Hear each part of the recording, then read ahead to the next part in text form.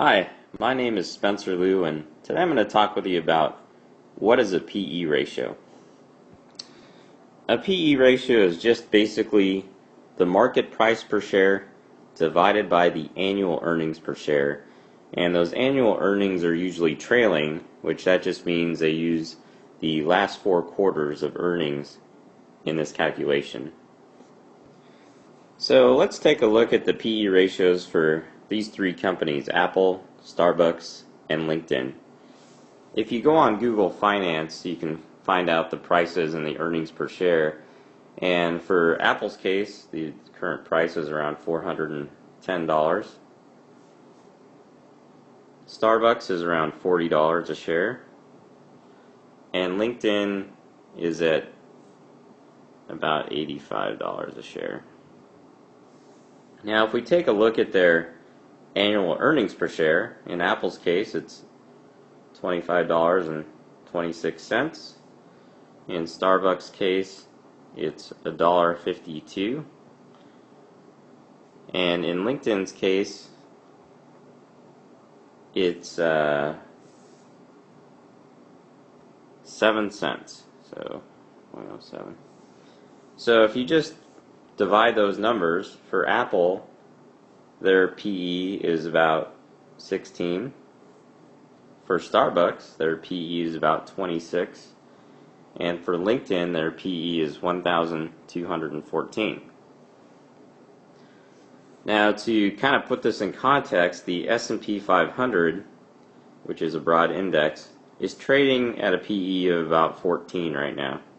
And historically, the PE for the S&P is around 15, but it has been as high as 32 and even higher than that around the dot-com boom and then the bust after. But just to give you some context here, if you just take a look at these PEs and compare it to the S&P 500, you would find that Apple's about in line with the S&P. 16 is pretty close to 14. Starbucks is a little more expensive at 26. And LinkedIn is really off the charts. And one of the reasons for that is they just recently IPO'd, so they don't have much earnings, but the market seems to think that they're going to grow and make more money in the future, so that's why their PE ratio is so high.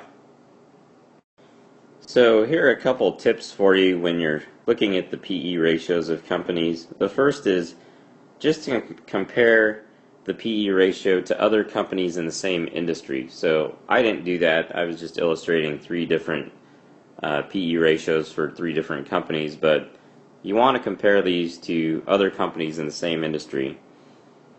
Use caution when you find companies that are outliers. So if most of the companies in the industry are trading at about a PE ratio of 20, be careful if you find one that's trading at a PE ratio of 1,000.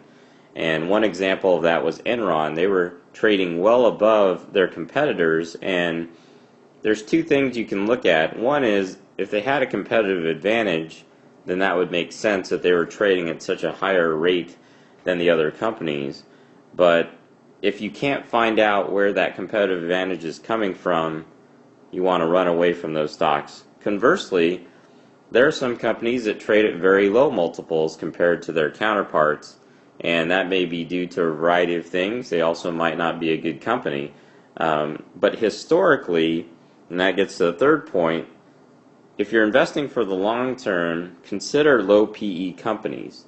And again, sometimes they are just dogs, but over time, there's been some studies done, and it shows that investing in the lower PE companies, which tend to be more value, they're like cheaper or on sale, if you will, compared to their counterparts, does tend to yield better results over time.